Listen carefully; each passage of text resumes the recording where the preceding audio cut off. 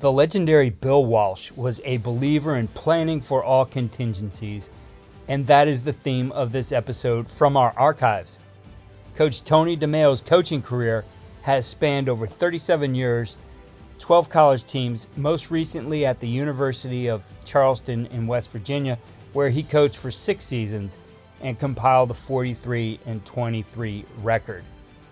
In this podcast, Coach DeMeo talks about preparing for the worst and implementing his disaster plan. None of us likes the idea of getting behind big in a game. We'd prefer to leave that out of our players' psyche, but discussing it, teaching players and coaches a way to handle it is a sound practice. Coach DeMeo shares that exact strategy as well as how he prepared his team to handle this situation. Support for this episode comes from Modern Football Technology. Modern Football Technology provides real-time opponent tendencies and self-scout while eliminating manual data entry into Huddle, DV Sport, and Exos. If you're tired of tools that are time-consuming to learn and perform inconsistently at best, then we recommend Modern Football for a fresh perspective. Schedule a demo today at teammofo.com to see a battle-tested tool that's proven to perform and deliver value. Mention Coach and Coordinator Podcast or use the coupon code CC10 to receive 10% off your first year. And listen to our recent episode featuring Folsom High School defensive coordinator Jordan Ersick to learn more about how the 2023 California State Champion uses modern football to dominate their opponents.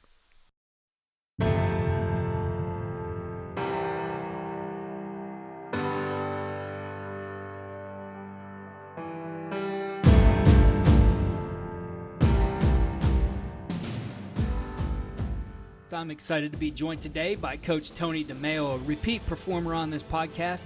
His first podcast was so long we had to put it into 2 parts. But, Coach, it's great to be back with you talking ball here, and I'm excited about the topic you're going to share today. Well, thanks, Keith. I had a great time doing it. The last time we did, I got really great feedback on it. A lot of people had listened to that podcast and really kind of liked it, and they liked our interaction. They thought it was pretty interesting, and hopefully they'll enjoy this one just as much.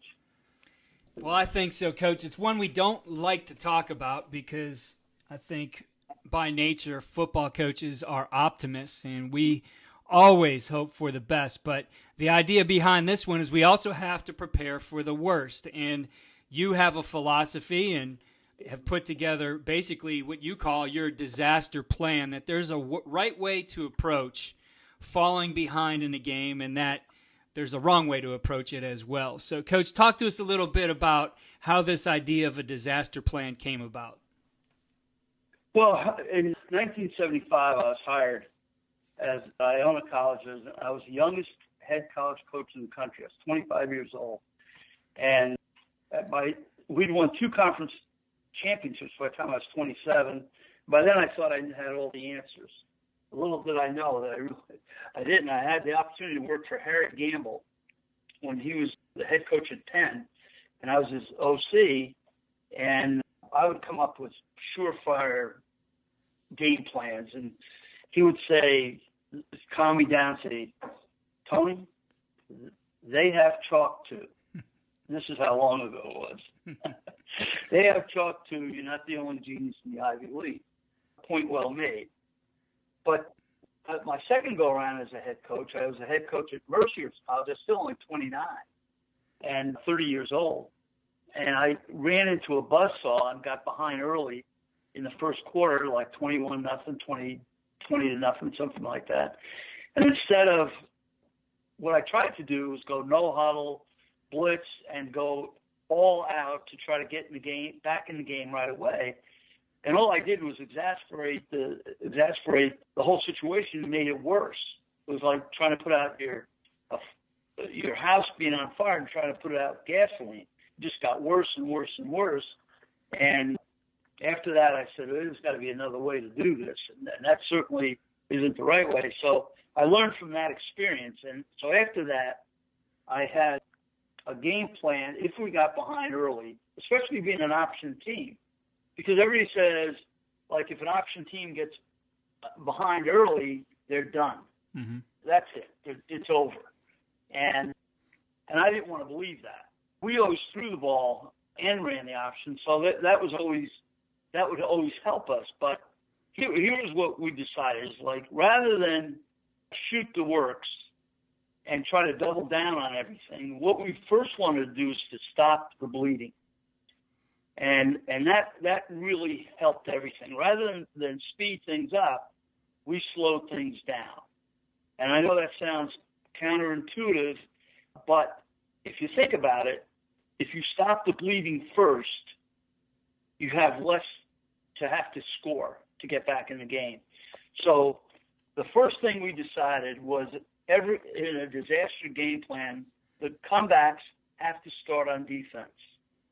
You have to slow the opponent down and play scorched earth on defense and give us time to regroup and play them one down at a time. In other words, if you're down 21-0, you don't have a play in your playbook that's going to score 21 points. Right. And you don't have a play in your defensive playbook that's all of a sudden going to turn the ball over and get you the ball. You have to just play sound and stop first down, and then stop second, and play game down by down. So the thing that I realized was that comebacks don't start on offense; they actually start on defense and stopping the opponent. Well, since we started doing this, we were down twice, 21-0, and came in the first quarter and came from behind and win. We were down 16-0, came from behind and win. And at the University of Charleston, my first year there, we were picked last in the conference. We were playing the team that was picked second. And we were down 24-6 at half and came back and won 39-34 because we didn't panic. We did exactly what I said. We stopped them on defense in the second half. We kept getting stops and scoring after we got the stops, but not in quick bursts. We moved the ball in a controlled fashion, so this way we kept their offense off the field that was scorching hot in the first half. So the comebacks start on defense, and that's the biggest thing. When I talk to people about this, they look at me like I'm nuts, but really that's where it starts. You have to stop the bleeding before you start your comeback. Coach, do you think in those games, I see it happen quite a bit, when a team will get that lead and the other team continues to make mistakes, things just pile up, but on the other hand, you see those teams maybe jump out to a few touchdown lead, especially early. There's always that, I think, tendency, that human nature maybe at that point for them to maybe breathe a sigh of relief, for them to let down a little bit. And if you're applying things as you're talking about, using your defense to slow down their momentum and let your offense build things back up, that now momentum actually starts to shift in your favor. There's absolutely no doubt about that. You're exactly right. You hit the nail on the head. That's exactly what happens. You get a stop, and they kind of, well, okay, that's one stop. But then you get yourself with a score, and all of a sudden you're back in the game, especially in today's game where most teams throw the ball better and can score easier. Just a couple of years ago, TCU was down by 31 at half to Oregon and came back and won. And what people don't realize is, and they scored a lot of points in the second half, but what people don't realize is the first three possessions of the second half, TCU got 3 3-and-outs. And meanwhile, Oregon was still throwing the ball. And so the 3-and-outs were only taking a minute or two at a time. So they got themselves back in the game. If you remember that game, and of course TCU came back and won, they got themselves back in the game pretty quick. The other game that's fresh in everybody's mind pretty much was the Super Bowl 2 years ago when the Patriots were down 28-3 in the first half and came back and won that game. Well, again, everybody talks about Tom Brady, and Tom Brady was obviously the difference in the game, but people forgot that all of a sudden the Patriot defense kept shutting down Atlanta's offense. And that's what got them back in the game, the 3-and-outs and them stopping Atlanta on offense, really suffocating. Atlanta's offense in the second half. So not that I'm trying to downplay offense. I'm just saying don't forget about your defense and protect your defense. Well, if they're getting beat up, don't keep putting them in harm's way. You got to protect your defense and keep the offense that's hot off the field for a little bit. And on offense, our approach on offense, my mistake was to go no huddle and try to get it back in score in 1 or 2 plays, and that is just a disaster. But you have to remember there are no 21-point plays. There's no. If you find one, let me know. But to my knowledge, there's no play that you're going to score 21 on. So what you want to do is slow the game down on offense a little bit to give your defense a chance to regroup.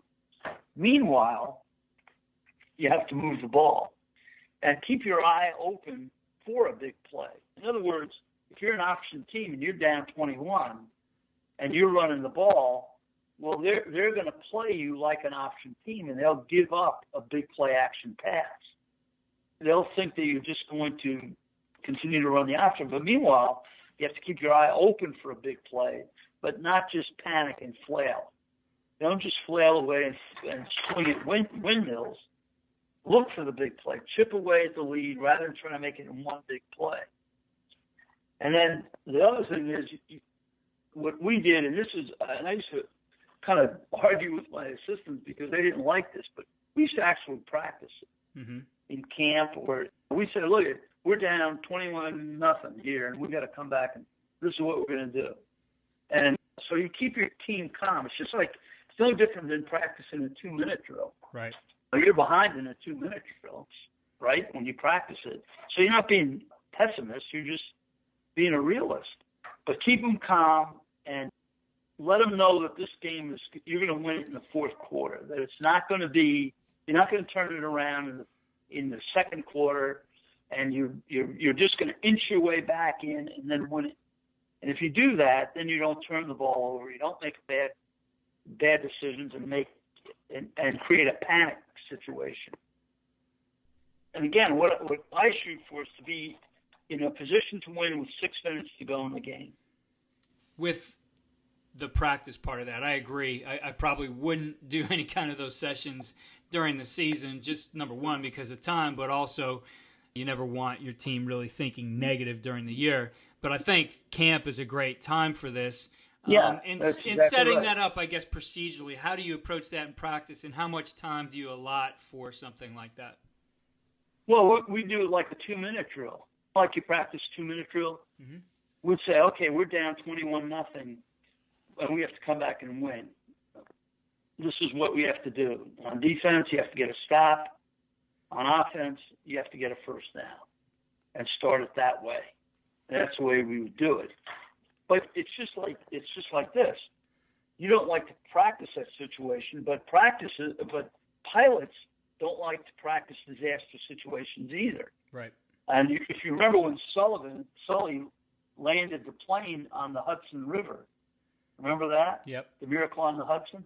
Well, he had practiced that in a flight simulator over and over again. He knew how to do it. He just didn't pull that out of the air. He had actually practiced that on a flight simulator. So it's no different than that. I mean, you don't want to be out of fuel in a plane, but should that happen, you better know what to do about it. And that's kind of the way I approach it. That's the way I kind of approach it with the team. Say, look, we don't want to ever be down 21-0, but if that ever happens, this is the answer. So our team doesn't panic. And since we did that, now we've lost games, but we've come back in those games. Mm-hmm. But we never panicked in it. And we always made a good run back. We didn't always win them, but we always made a good run back at the game. You know what I mean? Absolutely. Coach, the 6 minutes for you, what's the reasoning, the philosophy to be within or be in position to win within 6 minutes to go? Well, with 6 minutes, you can run the ball and control the clock with the run or the high percentage passes. You don't have to score quick. You can take your time and run your basic offense. The 6-minute thing, I had the great fortune early in my career when I was head coach at Iona the guy who was in the next cubicle was a fellow by the name of Jim Valvano. Mm-hmm. So I was in the cubicle next to, and we used to talk strategy and board games all the time. He used to call it the board game. He used to call strategy the board game. That was his term. So he'd say, you got to know the board game. He used to always say that I had a good handle on the board game. And his idea was there's 4 6-minute periods that you have to control in the game. The first is the first 6 minutes of the game. The second period is the last 6 minutes of the half. You want to control, you want to get off to a good start in the first 6 minutes. Now, my approach in the first 6 minutes was basically a scouting report. We were going to show a lot of formations, a lot of motions, a lot of things where our guys in the box are accumulating information on how they defend unbalanced, how do they defend jet motion, how do they defend, what do they do with jet motion, what do they do with just regular option motion, what do they do with empty set, what do they do with bunch. I want to do all that in the first 6 minutes if I can. And so now I know that once I see what they line do with bunch or empty, well, they're not going to have more than one adjustment to that. And now I can play chess for the rest of the game. The last 6 minutes before the half, we want to get a score and not give up a score in that 6 minutes and go in the half with some momentum. And then in the half, and then what I always like to do is keep a second half surprise available. So, for example, it might be coming out in an odd formation like empty or bunch or empty bunch, and start the second half with it, or start the second half with whirly motion, mm-hmm. or something different that will shoot down and confuse their players, and they won't have the time at halftime to readjust that. So they got to be on the field. So if we may never have used empty in the whole game, but now all of a sudden we start the second half in empty, or in bunch, or in or maybe even the hammer package, a 3-back package in the backfield. And then all of a sudden you can see on the players are scrambling around because they've just gone over the halftime adjustments, and those weren't in them. So the first 6 minutes of the second half, I like to establish a second half surprise if we need it. If we're way ahead and don't need it, then we're just going to control the clock. But we want to control the first 6 minutes of the second half. And then the last 6 minutes of the second half, or the end of the game, is you put away the W. So that's what, again, this is a Jim Valvano thing. Your job as a head coach is to put your team in a position to win the game with 6 minutes to go. If you can do that, you've done a great job coaching. And then, again, you prepare your players to do that in the last 6 minutes. Right. I don't know if that makes any sense, but that's the way So since my time in Iona and dealing with Coach Valvano, I've always approached games that way. Now, he used 6 minutes. I think he used it because it in basketball it's sized up that way or something. But anyway, I use 6 minutes also because in a 60-minute game, of course, it figures out the right way. Coach, if we were to take this and flip it around, and the place we always want to be is the team who jumps out to that big lead, what kind of things do you do to make sure that you don't run into that situation that you and I talked about before, that your team takes a sigh of relief and kind of relaxes for a second and then maybe gets caught off guard or loses momentum? I had an interesting talk with a former opponent head coach, and he said to me, what used to drive him crazy is if we had the lead and the ball, it would be 10 minutes before they saw it. Or it wasn't actually that long, but it must have seemed like that to him. But what we would do is we're going to score, but we're going to score slow. We're going to take our time. We might even go no huddle, but we're not going to snap the ball until 25 seconds are gone on the clock. See, the thing about football, it's a finite game. It's not like war that goes on until somebody gives up. You only have 60 minutes. So if we have a 21-0 lead in the first quarter, we're going to make sure there's only 2 possessions in the second quarter. And we're going to limit the number of possessions in the game, but we're going to score on those possessions, even if it's a field goal. If you're up 21-0 and you kick a field goal, that becomes a 4-possession game. So that's what we're going to do. We're going to slow the clock to a crawl. We're going to use all 25 seconds of the clock and shorten the game. Now, and score while we're doing it. We're not going to just not score. I mean, we're still going to take our shots. We're still going to go downtown. But we're going to make sure that clock is running as much as possible. And we'll throw high percentage passes, hitch screen, flash screen, things like that, stick routes, to keep the chains moving, move the chains. And when you can move the chains and get a score and use up the clock while you're doing it, you're giving your opponent no chance to come back. Like, for example, if I was Atlanta against the Patriots, they only ran the ball, I think, 3 times the whole second half. Well, I would have pounded the run and used play-action pass and bootleg passes and things like that off the run, but I would have controlled the clock. I wouldn't have given Brady that many possessions to win the game. I'll give you one other example in that game. There was a point where they were Atlanta was in field goal range, and it would have put them up 11. And now they didn't have to score. In that amount of time that was left at the end of the game, the Patriots wouldn't have had time to have 2 possessions without throwing deep, just bombs away. Mm-hmm. They couldn't use their regular offense in that time. So if you would run the ball, instead of trying to throw, and then they got sacked on the pass, instead of trying to throw, if you'd run the ball a couple of times, let the clock run, made the Patriots use their timeouts, kick the field goal, you're up 11, the game's over. And you have the W. Instead, they tried to throw, they got sacked, they had a punt, and the Patriots came back, went right down the field, scored, went for 2, and tied the game, went in overtime and won it.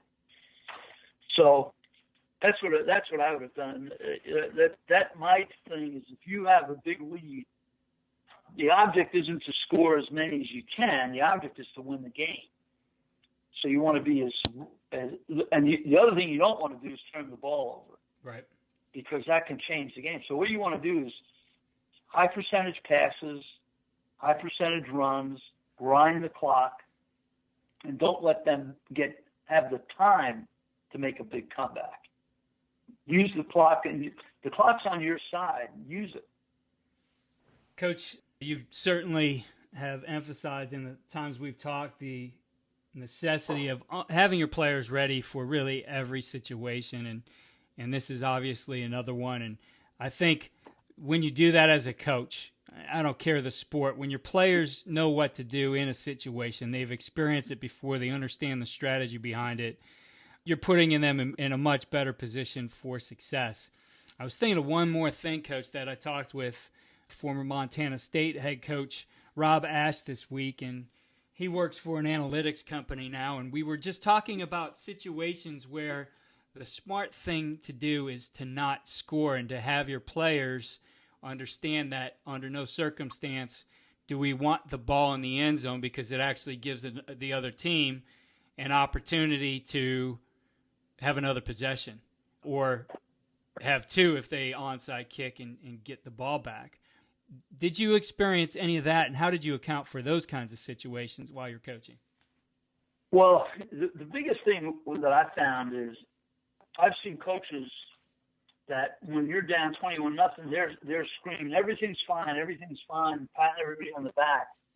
Well, players know everything's not fine. They're not stupid. But if you explain to them ahead of time and say, if this happens, this is what we're going to be prepared, because this is what we're going to do.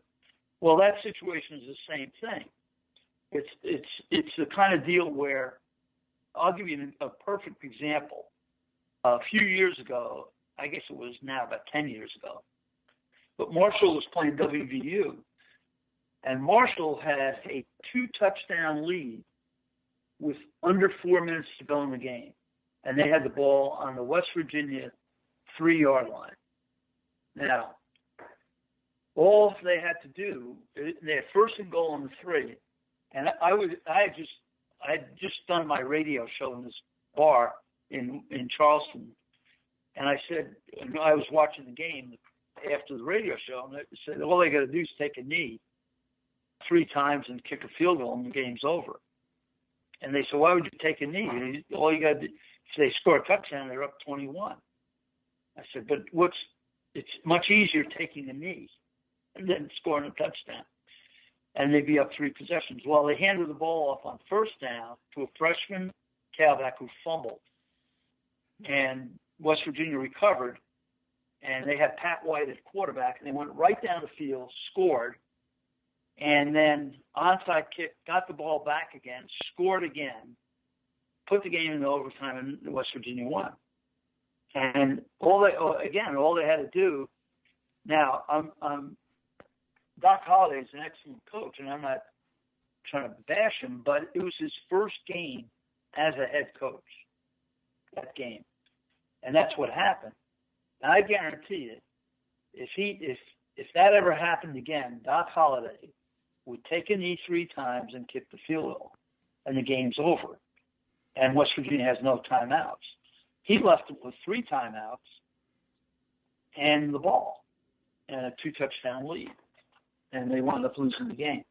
So there are situations where you don't want to put the ball in the end zone, that being one of them, or you don't want to risk putting it in the end zone. But I think your team has to not only play hard but play smart. So they have to know the dynamic of the game and the clock. What Coach Ash was probably talking about is the clock has a big situation. If you kill the clock there and not score, then you don't have to kick off to them and give them the ball and put the ball in their hands now where they can score again, onside kick, to recover and score again.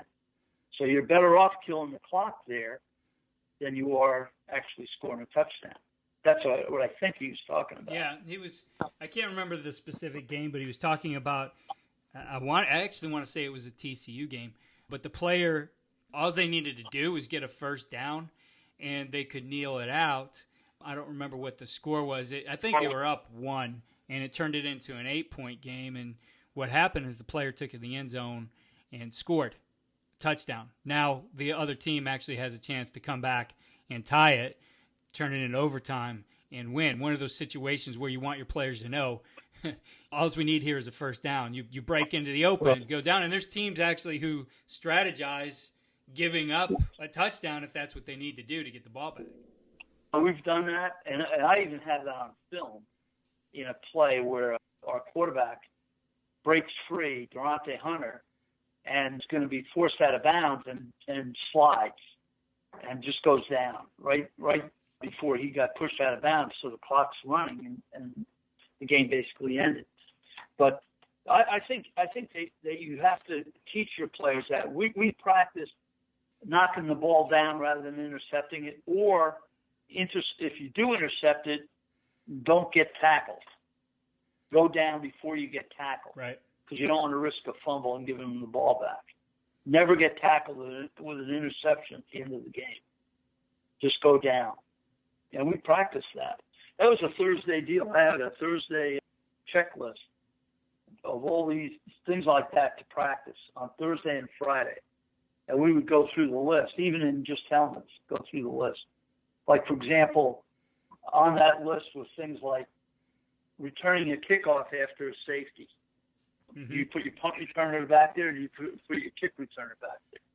They have their punter in the game, they have their kicker in the game, right? And that's an unusual thing, but we practiced that. Now, and I could count on one hand how many times we used it. But we were ready to do it when the situation arose. Same thing with taking a safety. We had a particular way we used to take a safety at the end in a game. My first year at Charleston, we were playing Fairmont State, and it was a horrible wind. And we were and we were back up on our goal line and had a punt. And I took a safety in the first series of the game. We were down 2-0 and wound up winning 30-5. But I just didn't want our kicker to, even if he got off a great kick, they were going to get the ball up to 30. They were going to get 3 out of it anyway. So we might as well take a safety and kick off from the 20. And it worked out great. As I said, we wound up winning 30-5. But the interesting thing was, after the game, the only thing that reporters wanted to talk about was the safety. We never saw you took a safety. So I said, we were going to give up 3 no matter what. And maybe with a possibility of giving up 7. So you might as well give up 2 and get some field position. So those are things we practiced. And we had a list, and we just go down it. And the kids, like, for example, we called it Little Rascals Kickoff Return. Last play, where they would pitch the ball to each other. Right. And we had a particular way to do that. And we practiced that every Friday with helmets. And the kids would really get a kick out of that. We practiced Hail Marys on Friday. We practiced all things that were kind of unique. You didn't really need to be in pads to practice. Exactly. And I think your players, when you prepare your players like that, they're ready for what you're doing. Well, I think it's little things too, Coach. Like going back to taking the safety. How many coaches out there, and I was taught this one probably halfway through my career by a guy who was with me at the time, was Dave Parrish, actually the brother of Stan Parrish, who coached at a number of teams in Division I. But Dave taught me that when you're having your punter take a safety, that you want to make sure that that ball is to the end line, and that he has it not into the field of play, not into the end zone, but to the end line as he's running away from the other team, and then at some point he can just step out and the ball's already protected. It's not in a situation where maybe all of a sudden the guy catches up and pops him quick or pops that ball out, and now you're really in trouble. But little details like that will win football. We did it the exact same way, Coach. We did it the exact same way. He ran along the end line, never got tackled. When he was approached, he stepped out. We even had a way of taking a knee at the end of the game. Mm-hmm. We took a knee in the gun. And what the quarterback would do is go down like he did take a knee and stand back up and wait. And when they realized that the clock wasn't stopped, the play wasn't over, he'd take a knee for real. Oh, I love it. So, get some extra seconds out of it. Would run off another 10 seconds or so. Yeah. It was a fake knee, fake taking a knee, stand up, wait, and then take the knee. You used to ask me, why do you take a knee in the gun? Well, first of all, we don't take a snap on the center. So what are we going to do? Take a snap on the center and then fumble it? Take it in the gun, and then that gives you time to wait with the ball in your hand. And as I said, fake taking the knee, bounce up, and then take it. Coach, I think what you pointed out here today is details, planning, and then the practice of those plans are so crucial. And some of them may never come up in the course of a single season, but you have to have your players ready in case they do. You can't put them in a situation where they've never worked it before and expect them to be successful. You're just rolling the dice in those situations. I'll give you an example. In the mid-'80s, you're from Ohio, so you know this. Dayton was a power. Mike Kelly, great football coach, and they had never lost to a Division III team at that time at home.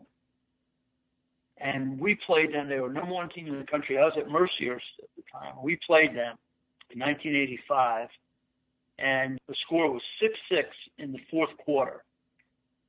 And they kicked 2 field goals. We scored a touchdown and missed the extra point.